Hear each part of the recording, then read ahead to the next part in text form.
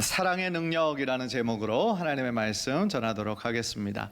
히브리서의 큰 주제는 우월하신 예수 그리스도, 그리스도의 우월성이라고 제가 말씀을 드렸었어요.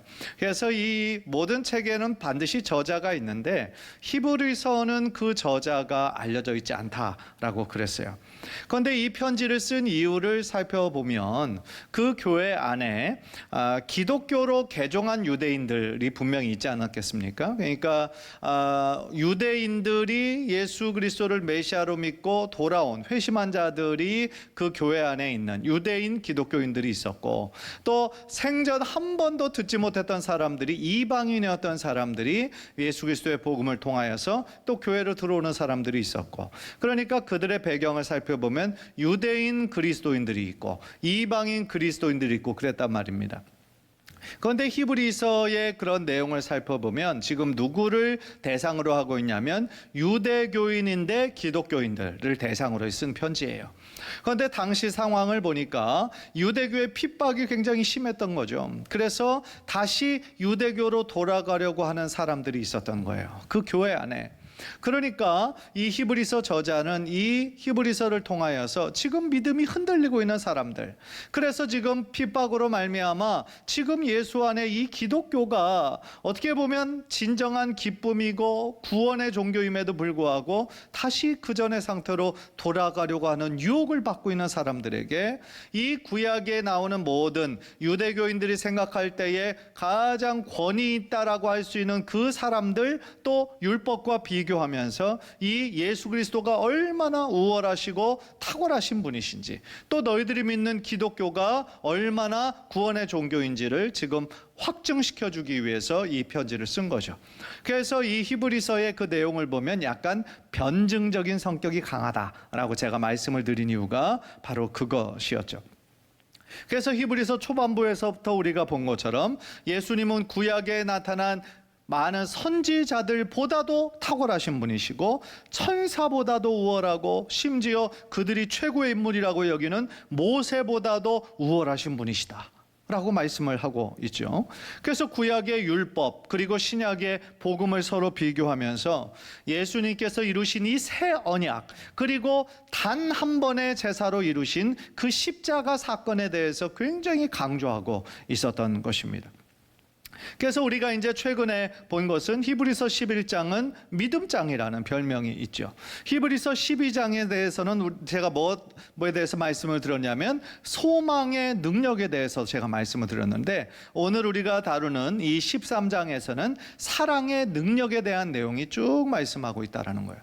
그런데 히브리서 11장부터 13장까지 보면 11장은 믿음이고 12장은 소망이고 이 13장 마지막 장은 사랑에 대해서 말씀하고 있잖아요.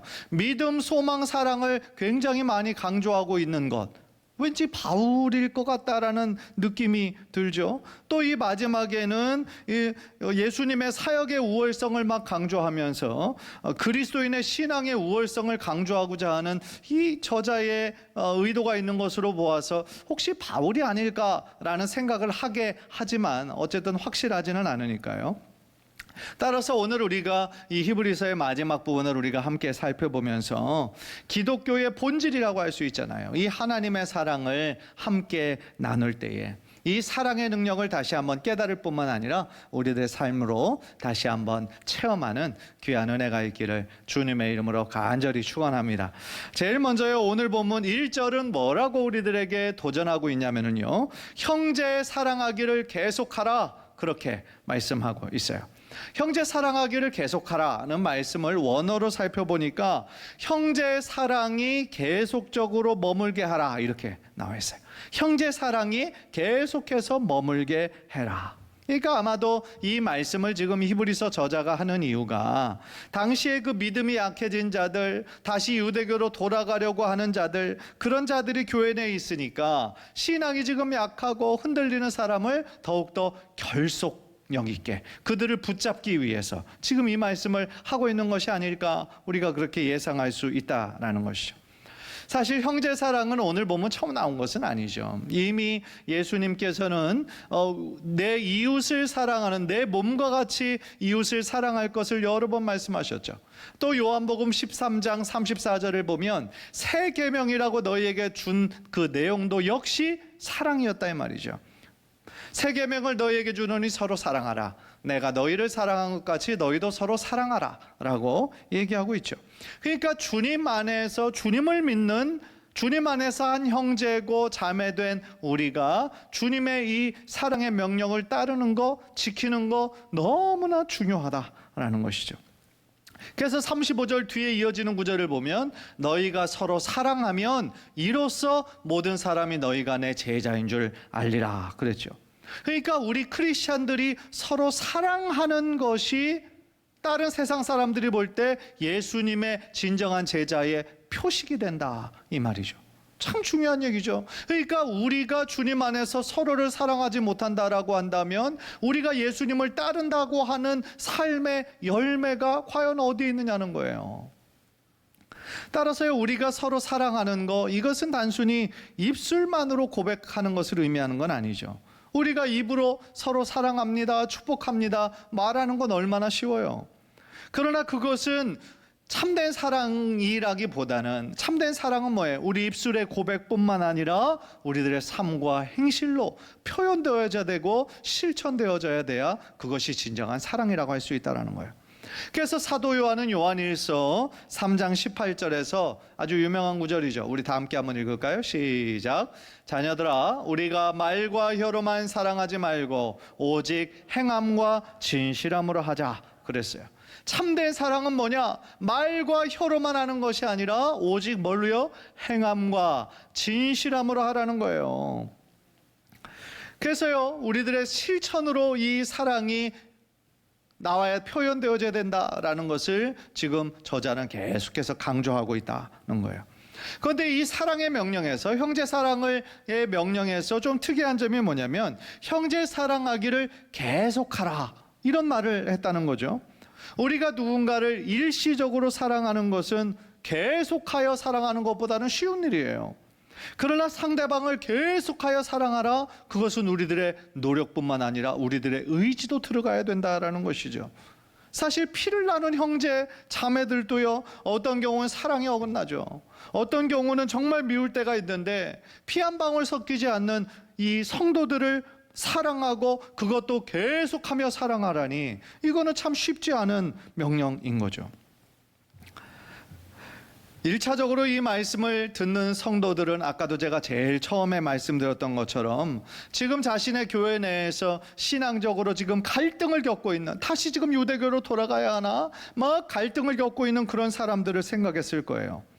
그래서 유대교의 핍박으로 인해서 지금 그들 마음 흔들리고 있는, 떠나가는 사람들을 보면서 그들을 정말 한 마음으로 계속하며 사랑하는 거, 이게 참 쉽지 않았겠구나, 그런 생각을 하게 되는 것이죠. 사실 성도들 간에도 자신들과 똑같이 생각하지 않고 똑같은 마음이지 않으면 우리가 그것을 다른 것으로 보는 것이 아니라 틀린 것으로 판단하고 정죄할 때가 얼마나 많이 있습니까?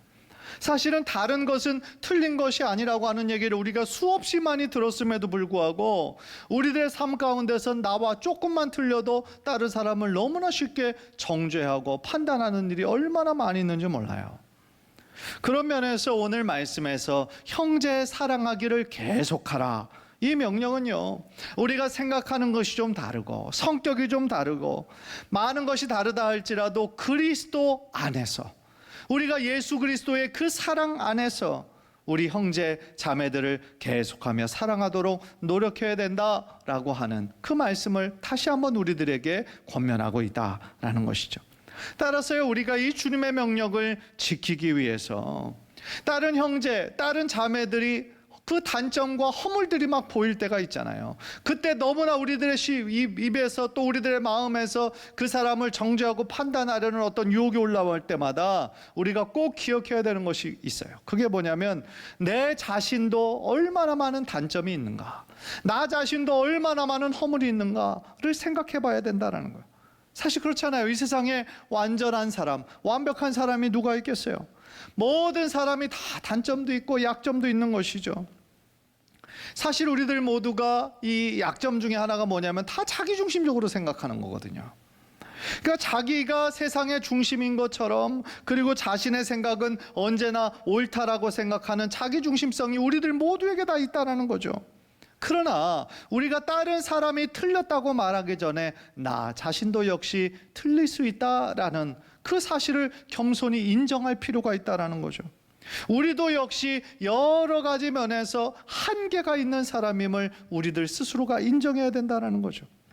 따라서 우리가 상대방과 대화를 할 때든지, 혹은 어떤 회의를 할 때든지, 어떤 일을 할 때든지 자기 중심성을 좀 내려놓고 상대방의 이야기에 귀를 기울이고 이렇게 함께 대화를 나누다 보면 그것이 틀린 것이 아니라, 아, 저분은 이렇게 접근하는 거구나, 좀 다르게 접근한다라는 것을 우리가 알게 되면 상대방에 대한 이해도 높아질 뿐만 아니라 평상시에 우리가 서로 너무나 달랐다고 생각하는 그러한 부분이 여러 가지 갈등과 싸움들이 없어지게 되는 그러한 좋은 열매가 맺히게 될 줄 믿습니다. 정말 그래요. 저 역시도 마찬가지고 여러분들도 마찬가지고, 다 우리는 어떻게 보면 다 제약이 있고 한계가 있는 사람들인 거죠. 따라서 나도 역시 한 사람의 개인으로 틀릴 수 있고, 이것을 늘 겸손하게 인정할 때에 서로의 다름에서 오는 여러 가지 갈등과 분쟁과 그런 아픔들이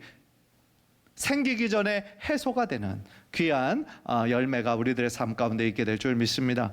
또한 두 번째로요, 정말 우리의 힘으로 사랑하기 힘들 때, 그때 또 기억해야 되는 것이 뭐냐면 그분도 역시 하나님의 형상으로 지음받은 존재라는 걸 기억해야 된다라는 거예요. 하나님께서는요, 나뿐만 아니라 그 형제, 그 자매들을 위해서도 자신의 사랑하는 아들 독생자 예수 그리스도를 보내주신 거예요. 우리가 그 사실을 기억해야 돼요. 여러분, 한 영혼이 얼마나 소중합니까? 우리 주님께서는 한 영혼이 천하보다도 귀하다 그러셨어요. 실제로 요즘 시대에 여러분들 한 사람 전도하는 것이 얼마나 힘든지 몰라요. 여러분들이 만약에 마켓 앞에서 1시간만 전도해봐도 한 영혼이 주님 앞에 돌아온다라는 것이 정말 이게 기적과 같은 일이구나, 그런 것들을 여러분들 경험하게 될 거예요. 따라서요, 우리가 한 영혼이 주님 앞으로 돌아오는 것이 이렇게 힘든데, 지금 우리가 이 교회에서 함께 이렇게 신앙생활을 있는 사람들을 보면은요, 이 한 분 한 분이 얼마나 귀하고 복된 존재라는 것을 우리가 깨닫게 된다라는 것이죠. 사랑하는 성도 여러분, 하나님께서 우리 교회를 이렇게 같은 교회의 성도로, 이 한 울타리로 우리를 이렇게 모으신 것은 하나님의 선하신 뜻이 반드시 있다라고 저는 생각해요. 하나님의 사전에는 우연이라는 게 없잖아요. 내가 와보니까 우연히 이 사람이 있더라, 그런 거 없다라는 거죠. 때로는 내가 보기에 조금 마음에 들지 않아요, 잘 안 맞아요. 그렇다 할지라도 그분과 함께 신앙생활 하라는 것은 뭐예요? 그분을 보면서 또한 나의 내려놓고, 나의 어떻게 보면 나의 부족함을 깨닫게 하시고 그분을 위해 기도하게 하고, 그러면서 자신의 연약함과 그런 모난 것들이 해결되고 정말 그분 안에 있는 하나님의 형상을 발견하고 주님의 몸을 온전히 이루어가라는 하나님의 선한 뜻이 있다라는 것이죠. 따라서요, 오늘 말씀을 통하여서 정말 상대방의 허물과 단점을 우리가 자꾸 들추어내고 그것을 지적하고 판단하기보다는 오늘 이 1절 말씀처럼 사랑하기에 힘쓰되 계속하여 사랑하기에 힘쓰는 우리 귀한 성도님들 되시기를 주님의 이름으로 간절히 축원합니다.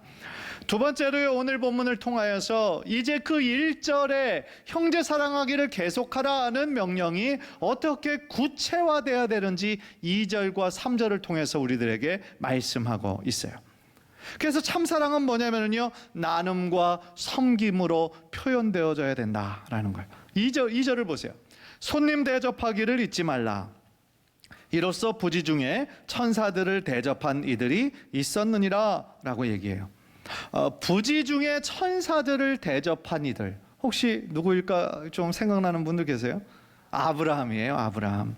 창세기 18장 19장을 보면은요, 그들은, 이 아브라함과 롯은 기회가 닿는 대로, 기회가 닿는 대로 나그네들을 보면요, 그들을 꼭 섬기고 대접하기에 힘썼던 거예요. 그래서 천사들이 천사들인 줄 알았던 게 아니고 그분들이 평상시에 했던 대로 그날도 세 사람이 이렇게 지나가는, 처음 보는 사람이 지나가니까 이 아브라함은 그들에게 달려가서 우리 집에 와서 좀 잠깐 쉬었다가 음식도 먹고 다시 힘을 내서 가시라고 그렇게 친절을 베풀다가 천사들을 대접하게 된 경우가 있었다라는 거죠. 그러니까 자신이 꼭 해야 된다라는 의무감이 아니었어요. 의무감이 아니라 겸손한 마음과 즐거운 마음으로 정성껏 대접하였다라는 거예요.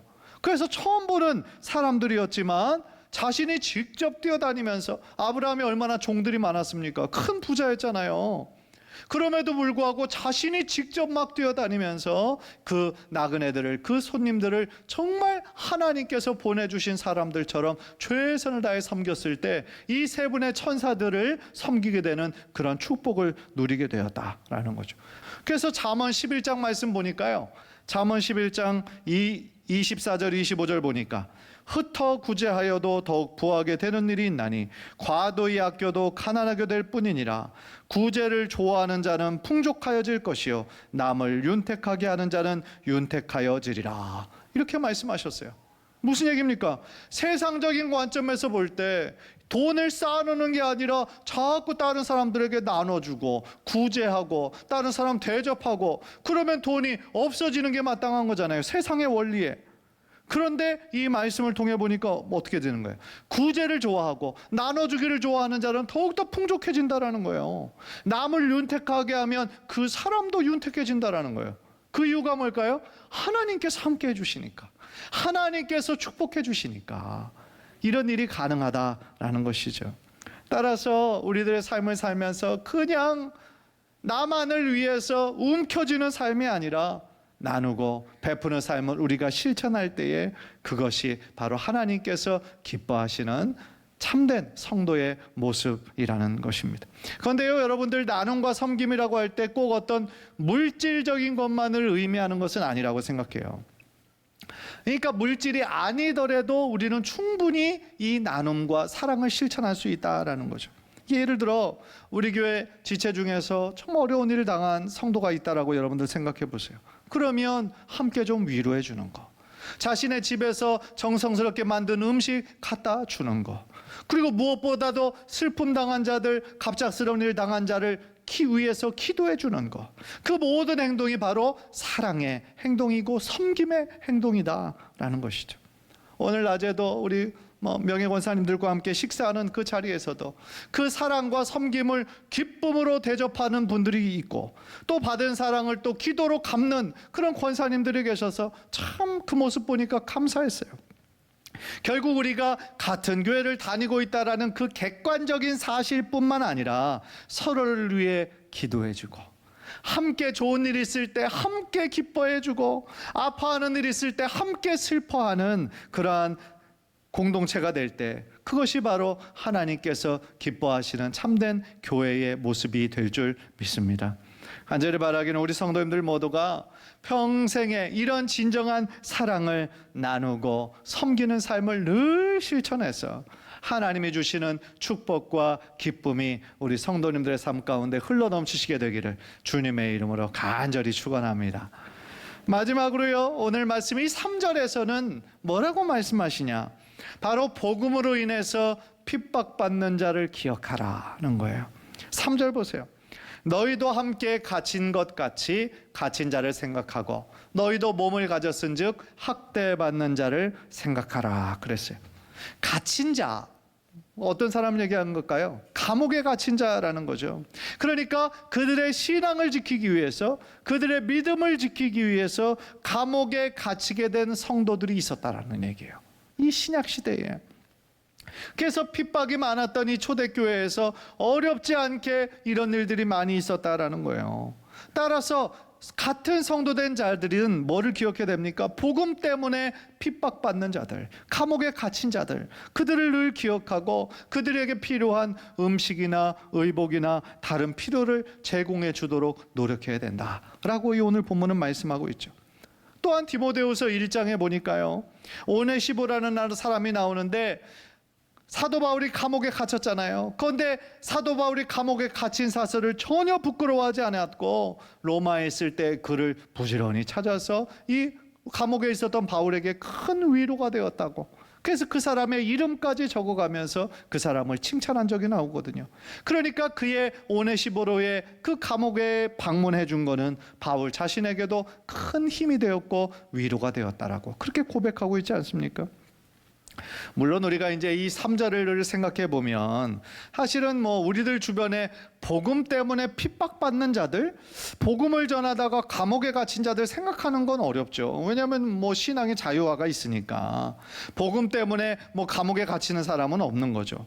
그러나 우리가 조금만 더 생각해 보면 여전히 복음으로 인해서 고난받는 자들이 있을 수 있어요. 특히 그 집에서 지금 교회를 다니고 있는 사람이 딱 한 분일 때, 신앙생활을 하고 있는 사람이 그분 딱 한 분이에요. 그렇게 되면 그 집에서 교회 다니는 것에 대해서 싫어하고 반대하고 핍박하는 경우도 얼마든지 있을 수 있는 거죠. 그러니까 그런 집에서 지금 나만 신앙생활을 하고 있다라고 생각하면 그런 분들을 위해서 우리 교회 안에서 형제된 자들, 자매된 자들이 그분들을 위해서 기도해 줘야 돼요. 꼭 선교사님들만을 위해 기도할 것이 아니라 그 집에서 유일하게 신앙생활하는 그분들도 역시 그 집안에 하나님께서 보내신 선교사의 역할을 감당하고 있는 거 아니겠습니까? 따라서 그분의 입술을 통해서든지 그의 삶을 통해서든지 하나님이 살아계시고 그 삶 가운데 역사하심을 믿지 않는 가족들에게 정말 보여주고 실천하는 삶을 살 때에 그 가족들이 정말 그분 한 사람으로 인해서 돌아오게 되는 구원의 역사가 일어날 것을 누가 알겠어요? 따라서 그분들을 또 역시 우리들의 기도 제목에 반드시 들어가야 된다라는 것을 우리가 적용하게 되죠. 더 나아가 아직 신앙의 자유가 없는 나라들도 있어요. 우리 한국은 신앙의 자유가 있어서 정말 하나님 믿으려는 마음만 있으면 아무런 제약 없이 믿을 수 있지만 우리와 같은 동족인 이 북한에 있는 사람들은 그렇죠? 예수님 믿기가 교회가 뭐 있긴 있지만 다 형식적인 거고 실제적으로 기독교 믿는 사람들을 핍박하고 박해하고 있잖아요. 또 중국에 있는 그 지하교회 그 성도들도 마찬가지인 거죠. 무슬림 나라도 마찬가지인 거죠. 무슬림 나라, 아랍권 나라가 얼마나 많이 있어요. 그런데 거기에서 크리스찬 한 사람이 나오기가 얼마나 힘든지 몰라요. 그런데 무슬림 나라에서 목숨 걸고 예수님 믿는 사람들도 지금 나오고 있거든요. 따라서 우리가 늘 기도할 때에 우리 지금 4명의 물론 선교사님들을 위해서 중점적으로 기도하지만 복음으로 인해 핍박받고 있는 그러한 나라들을 위해서, 그런 나라들의 성도들을 위해서도 우리들의 기도의 지경이 조금 더 넓어져야 될 줄 믿습니다. 따라서요, 우리가 정말 복음으로 인해서 어려움 당하고 핍박받고 있는 자들을 위해 할 수 있는 거 사실은 많지 않아요. 그러나 우리가 할 수 있는 것은 약하다 할지라도 우리가 하나님께 드리는 이 기도는 절대로 약한 것이 아니죠. 우리가 하나님께 드릴 수 있는 이 기도가 최고의 영적인 무기가 될 수 있다라는 것이죠. 따라서 우리들의 기도를 통하여 정말 그 나라의 하나님을 자유롭게 믿을 수 있는 그 나라로 바뀌어지고 그들도 정말 예수님을 드러내놓고 자유롭게 기쁨으로 섬길 수 있는 날이 속히 오도록 우리가 계속하며 기도할 때 언젠가 그 하나님의 때가 그 나라에도 반드시 오게 될 줄 믿습니다. 사랑하는 성도 여러분, 오늘 우리는 이 이브리서 13장의 말씀을 통하여서 우리 크리스찬의 삶 가운데 사랑의 능력이 나타나야 된다라는 것을 우리가 들었어요. 형제 사랑을 계속해야 한다라고 했어요. 한두 번 끝나는 것이 아니라 계속하여 우리들의 의지와 노력이 들어가야 된다라고 그랬어요. 또한 진정한 사랑은 우리들의 입술만의 고백으로 끝나서는 안 되고 바로 나눔과 섬김으로 표현되어야 된다 그랬어요. 또한 하나님의 나라와 이 복음을 위해 핍박받고 있는 성도들을 계속해서 기억하고 기도해야 된다라고 말씀을 드렸어요.